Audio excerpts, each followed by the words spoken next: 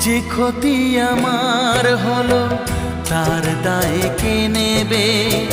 বুঝিনি পাওয়ার আগে সবই যে হারাবে।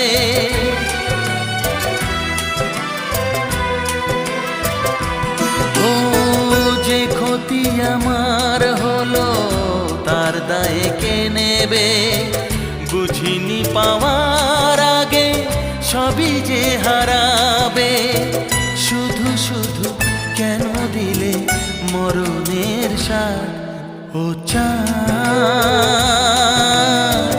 আমার কি অপরাধ তুমি বলে দাও। ও চাঁদ